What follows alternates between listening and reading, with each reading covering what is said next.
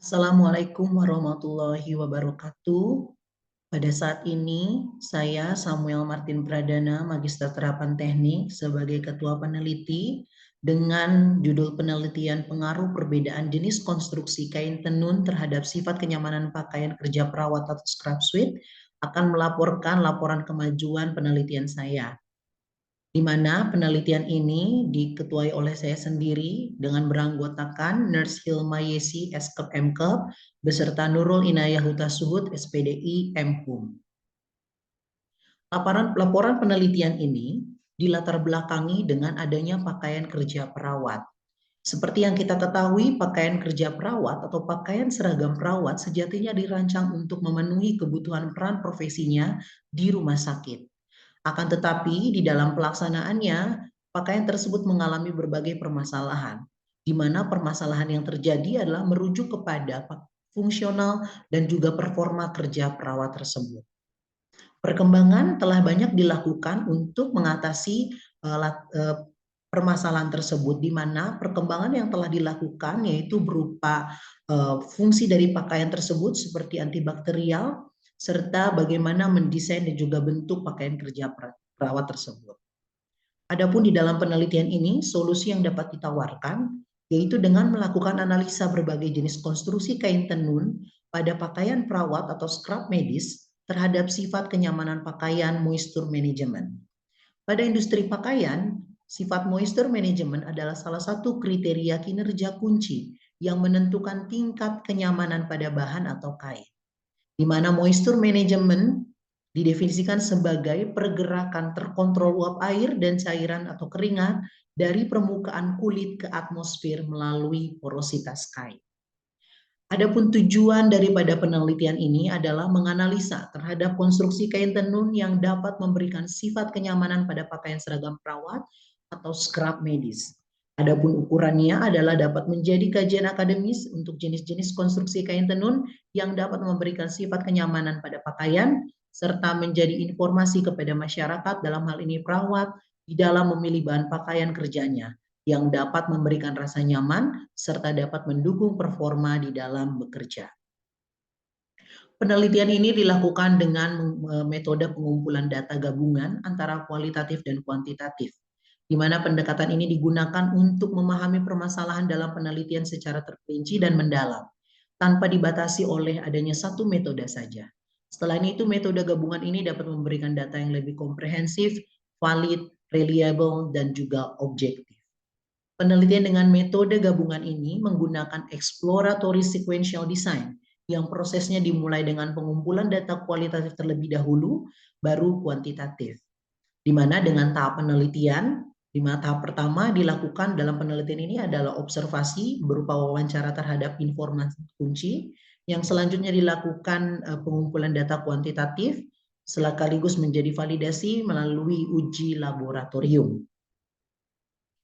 Berikut merupakan sampel pakaian scrub suits yang tersebar di masyarakat secara umum yang digunakan di dalam analisa penelitian ini, di mana sampel A, ada sampel B, sampel C, dan sampel D merupakan pakaian kerja scrub suits. Di mana dalam pengumpulan data ini dilakukan pertama dengan observasi wawancara, yang dilakukan untuk melihat sejauh mana pengalaman perawat di dalam mengenakan pakaian kerja perawat tersebut atau scrub suits tersebut, dengan menanyakan beberapa topik yang terkait berupa tampilan, kenyamanan saat mengenakan pakaian, kenyamanan saat pergerakan tubuh, hingga kenyamanan saat melepaskan pakaian kerja tersebut.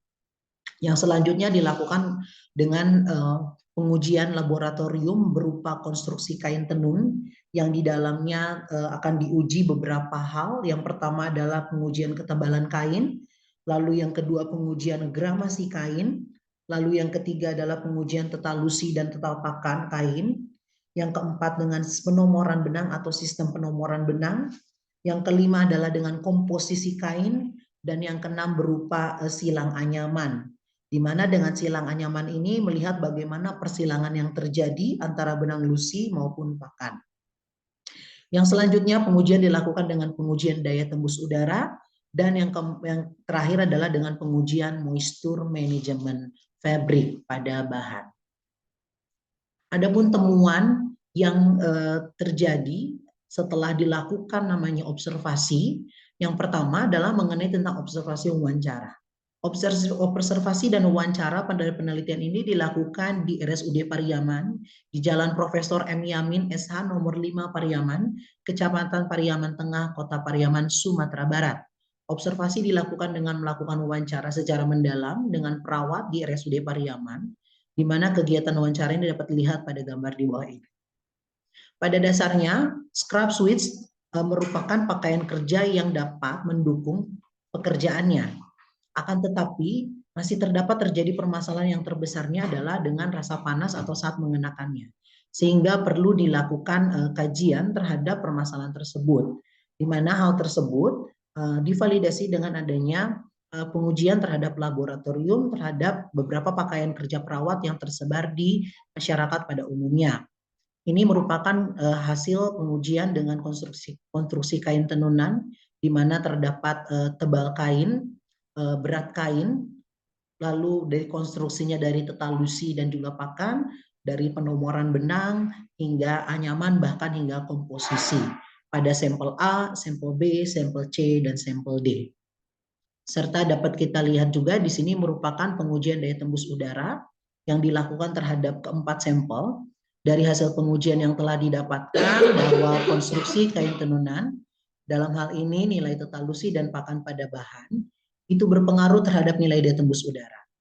Dari hasil pengujian didapatkan bahwa pada sampel B dengan anyaman keper memiliki nilai daya tembus udara yang besar dibandingkan dengan struktur anyaman ripakan. Hal tersebut terjadi karena dengan porositas yang semakin besar, maka udara akan semakin mudah untuk melakukan sirkulasinya. Maka dengan demikian, semakin besarnya porositas suatu bahan akan semakin baik dalam mentransportasikan thermal secara baik, sehingga memberikan sifat kenyamanan yang baik juga. Yang selanjutnya adalah pengujian moisture management fabric, di mana dalam pengujian moisture management fabric digunakan alat berupa moisture management tester. Alat ini didesain untuk dapat merasakan, mengukur, dan mencatat perpindahan uap air pada bahan dari berbagai arah. Nah, hal ini didukung dengan diranjangnya 2 buah sensor untuk mendeteksi uap air pada bagian atas dan bagian bawah bahan. Dan bahan yang akan diuji diletakkan di antara kedua buah sensor tersebut. Di mana larutan yang digunakan itu telah ditentukan, yaitu dengan membuat suatu larutan keringat buatan sebagai larutan elektrolit yang dapat nantinya akan membasahi bahan yang akan diuji. Di mana larutan keringat tersebut diteteskan pada bagian atas bahan, yang selanjutnya di larutan tersebut akan mengalami 3 buah fasa dalam perpindahan larutan tersebut.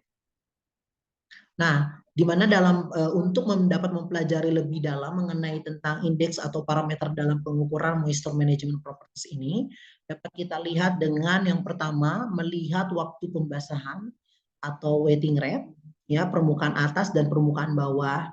Lalu yang kedua dengan melihat tingkat penyerapannya, baik pada permukaan atas maupun permukaan bawah. Lalu yang ketiga dengan melihat radius pembasahan secara maksimumnya, baik pada permukaan atas dan juga permukaan bawah bahan. Dan keempat adalah kecepatan penyebaran pada permukaan atas maupun permukaan bawah. Yang kelima adalah indeks transportasi satu arah akumulatif atau AOTI yang mewakili perbedaan dari kadar air akumulatif antara dua permukaan kain. Dan yang keenam adalah total manajemen kelembaban secara keseluruhan atau UMMC yang menunjukkan kemampuan keseluruhan kain untuk mengatur transportasi kelembaban cair. Nah, di mana dari hasil pengujian nanti maka akan dapat ditentukan mengenai tipe ataupun nama daripada jenis kain tersebut. Apakah kain tersebut termasuk ke dalam waterproof fabric yang memiliki tingkat penyerapannya secara lambat dan juga penyebaran yang lambat, atau yang kedua, apakah kain tersebut ke dalam namanya water repellent fabric yang dimana dia tidak terjadi pembasahan atau tidak terjadi penyerapan maupun tidak terjadi penyebaran, dan juga dia sangat buruk dalam one way transportnya.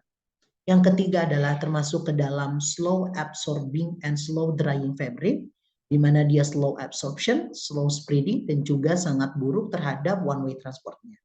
Atau yang keempat, kain tersebut termasuk ke dalam fast absorbing and slow drying fabric, di mana dia memiliki sifat adalah medium to fast wetting, medium to fast absorption, small spreading area, slow spreading, and poor one-way transport. Dan yang kelima, apakah kain tersebut termasuk ke dalam fast absorbing and quick drying fabric yang memiliki sifat medium to fast wetting, medium to fast absorption, large spreading area, atau fast spreading, tapi dia poor one way transportnya. Atau yang keenam, yaitu berupa water penetration fabric. Dia small spreading area, tetapi dia excellent one way transport. Dan yang ketujuh, apakah termasuk ke dalam moisture management fabric yang memiliki sifat medium to fast wetting, medium to fast absorption, large spread area at bottom surface, lalu fast spreading at bottom surface, dan juga good excellent one way transportnya. Berikut merupakan hasil pengujian yang dilakukan terhadap bahan kain sampel A dengan menggunakan moisture management tester. Berikut merupakan kain sampel B, kain sampel C, dan kain sampel D. Nah, bila kita amati pada sampel A dengan anyaman rib pakan, dari hasil pengujian dengan moisture management tester didapat bahwa kain tersebut memiliki waktu pembasahan yang baik dan penyerapan larutan pada permukaan bahan yang dekat dengan kulit atau pada bagian top itu yang baik. Akan tetapi waktu pembasahan dan penyebarannya sangat rendah pada bagian permukaan bahan yang dekat dengan lingkungan. Dan kain pada sampel A dikategorikan sebagai water repellent fabric. Nah, pada kain sampel B dengan anyaman caper, dari hasil pengujian yang telah dilakukan didapat hasil memiliki nilai waktu penyerapan yang baik pada permukaan bahan yang dekat dengan kulit, akan tetapi memiliki nilai yang kurang baik pada nilai waktu pembasahannya hingga waktu penyebaran larutan baik di permukaan bahan yang dekat dengan kulit atau permukaan bahan yang dekat dengan lingkungan. Sehingga kain B dapat dikategorikan sebagai water repellent fabric.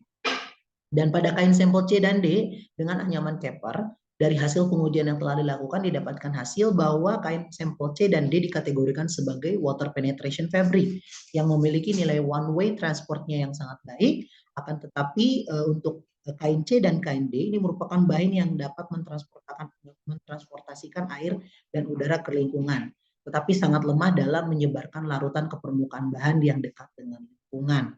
Maka dari hasil analisa dan juga pengujian yang telah dilakukan, maka dapat ditarik satu kesimpulan bahwa pakaian kerja perawat atau scrub suits ini merupakan pakaian kerja yang sudah dapat mendukung kinerja perawat secara fisik, akan tetapi masih terhambat dengan rasa panas yang dapat mengganggu konsentrasi perawat dalam bekerja.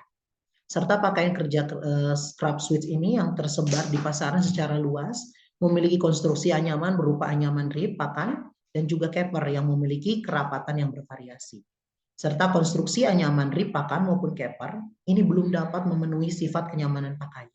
Sebab keempat aspek kenyamanan pada bahan yang tergambar dalam pengujian moisture management fabric ini belum dapat terpenuhi, di mana kain hasil daripada pengujian didapatkan masih sebagai water repellent fabric dan juga kain water penetration fabric dan belum dikategorikan sebagai kain moisture management fabric. Sehingga dapat disarankan untuk penelitian ini adalah memang perlu dilakukan analisa terhadap jenis konstruksi anyaman yang lainnya pada bahan sehingga ini dapat mendukung performa maupun kinerja perawat di dalam melaksanakan pekerjaannya dengan menggunakan pakaian kerja perawat scrub suits tersebut. Adapun langkah selanjutnya akan dilakukan dalam penelitian ini adalah berupa penyelesaian draft artikel, lalu akan melakukan submit artikel dan juga pembuatan laporan akhir penelitian. Demikian presentasi yang dapat kami sampaikan. Semoga dari presentasi tersebut dapat tergambar secara jelas alur ataupun hasil penelitian daripada penelitian dengan judul perbedaan konstruksi kain tenunan ya terhadap sifat kenyamanan pakaian kerja perawat atau scrub suits tersebut. Demikian yang dapat saya sampaikan. Terima kasih atas waktu dan juga kesempatannya. Assalamualaikum warahmatullahi wabarakatuh.